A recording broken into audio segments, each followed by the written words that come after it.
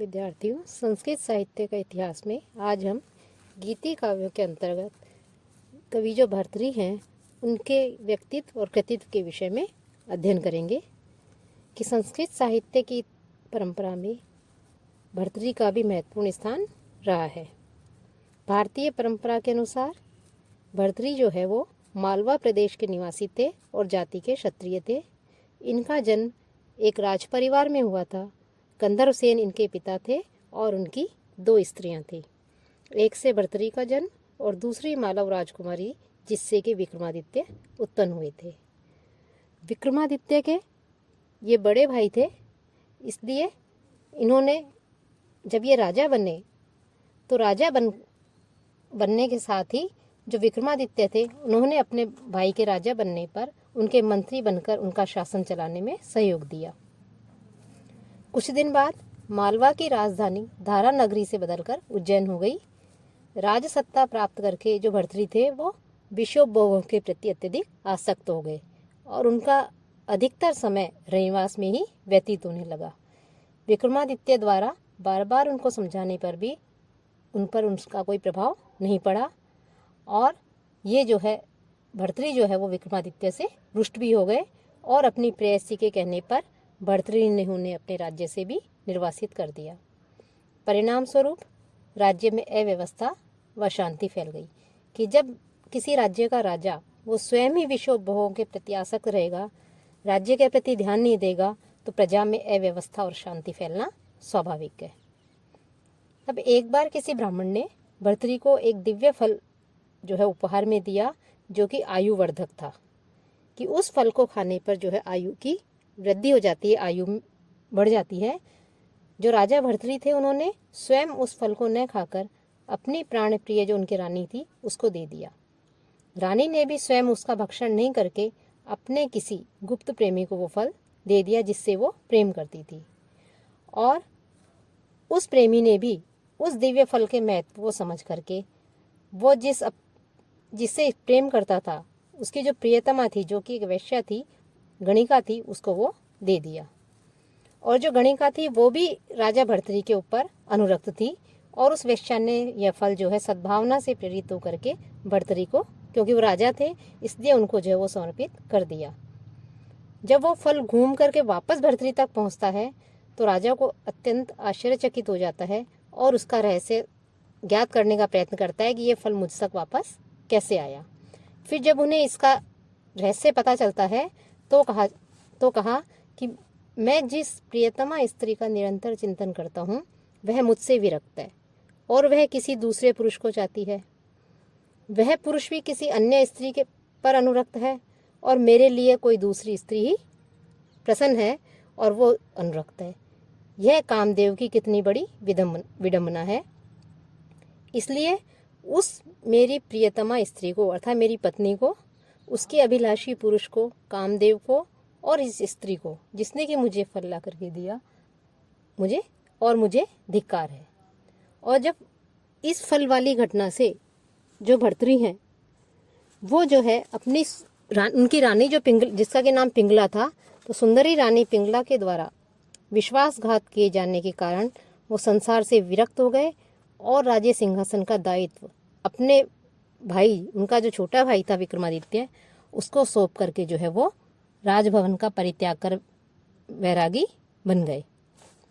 चीनी यात्री इत्सिंग का कहना है कि उनके भारत में आने के 50 वर्ष पूर्व वैयाकरण भर्तृहरि नाम का व्यक्ति रह चुका था जिसकी मृत्यु हो चुकी थी, जो कि बौद्ध मतानुसार 7 बार गृहस्थाश्रम छोड़कर वानप्रस्थ से गृहस्थाश्रम में आया था। इत्सिंग का जो वर्णन है यह भर्तृहरि की जो वाक्य पदीयकार थे इसमें कोई संदेह नहीं है, और उसके कथनानुसार इसकी विरचित महाभाष्य की टीका भी थी कि जो भर्तृहरि हैं वो भर्तृहरि जब संसार से एक विरक्त हो गए, विमुख हो गए, अपने भाई को सारा राज्य सिंहासन छोड़ दे दिया, उसके पश्चात वैराग्य लेकर के उन्होंने जो है 3 शतकों की रचना की।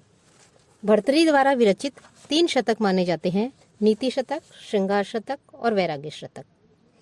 इन तीनों में क्रमशः 100 श्लोक जो कि विभिन्न छंदों के हैं वो प्राप्त होते हैं। इसलिए जो है इन्हें शतक कहा गया है।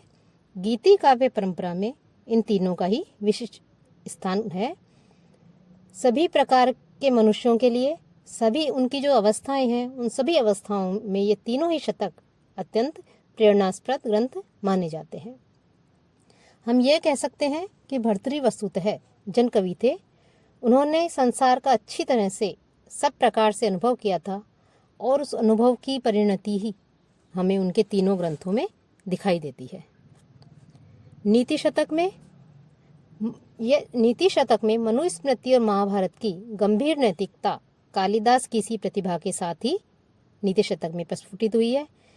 ये जो नीति शतक ग्रंथ है, इस ग्रंथ में लोक जीवन के व्यवहार की अनेक सूक्तियां हैं तथा उसके मुक्तकों में जिस विषय वस्तु का वर्णन है उसमें सार्वकालिक अनुभवों के अनेक सिद्धांत प्रत्यक्ष होते हैं जो आज भी जीवन और लोक के लिए संजीवनी का कार्य करते हैं। विषय वर्णन की दृष्टि से देखें तो नीति शतक में 11 पद्धतियां हैं। ब्रह्म की स्तुति, मूर्ख निंदा, विद्वत पद्धति, मान शौर्य पद्धति, अर्थ पद्धति, दुर्जन पद्धति, सुजन पद्धति, परोपकार पद्धति, धैर्य, दैव, प्रशंसा और कर्म पद्धति। इस प्रकार से 11 जो पद्धतियां हैं इनका वर्णन जो है उन्होंने किया है। इस ग्रंथ में कवि के द्वारा विद्या, वीरता, साहस, मैत्री, उदारता, परोपकार आदि जैसी जो उदार वृत्तियां हैं उनका बड़ी सरस पदावली में वर्णन किया गया है। और इस ग्रंथ में जिन नीति सिद्धांतों का प्रतिपादन किया गया है वे संसार की किसी भी जाति या धर्म के लिए भूषण स्वरूप कहे जा सकते हैं।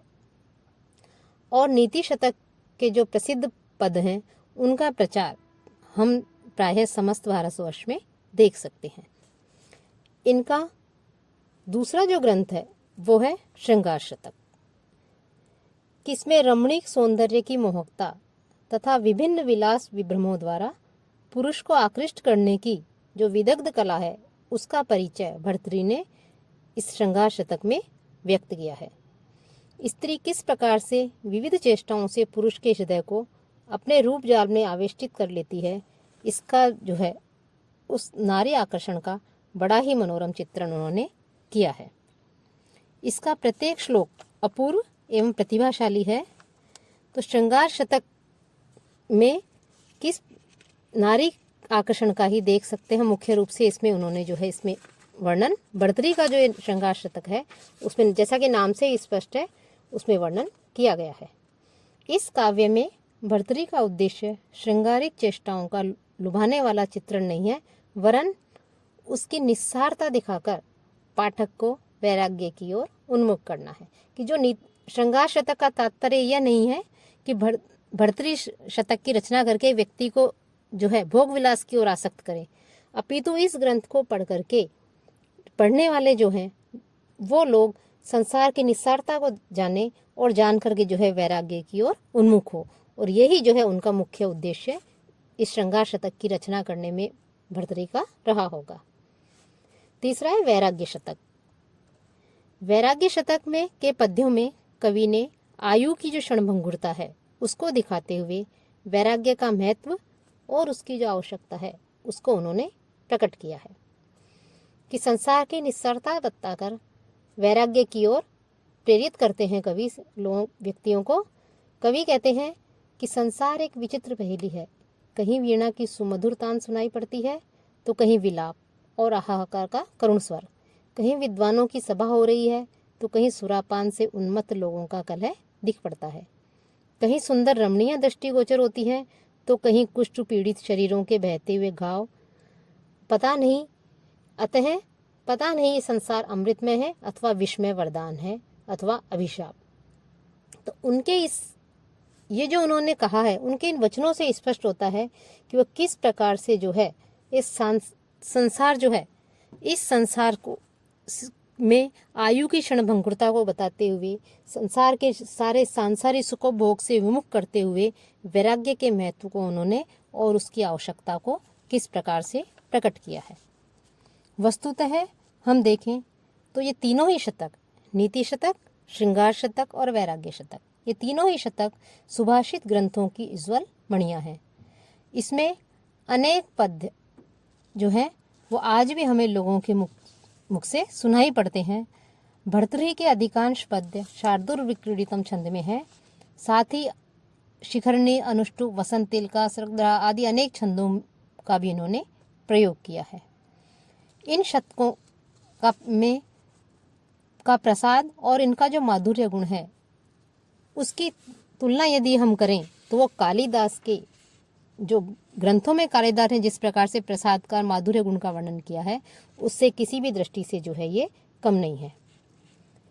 कि भर्तृहरि के श्रृंगार शतक में जहाँ प्रेम के सामान्य पक्षों का वर्णन है वहीं इन्होंने जो है वैराग्य शतक में सब वैराग्य की ओर उन्मुख करने के लिए वैराग्य के महत्व को अत्यधिक देते हुए उसका भी उन्होंने यथार्थ चित्रण इस प्रकार से उन्होंने प्रस्तुत किया है। भर्तृहरि ने अपने तीनों शतकों में भिन्न भिन्न अवस्थाओं का निरूपण किया है।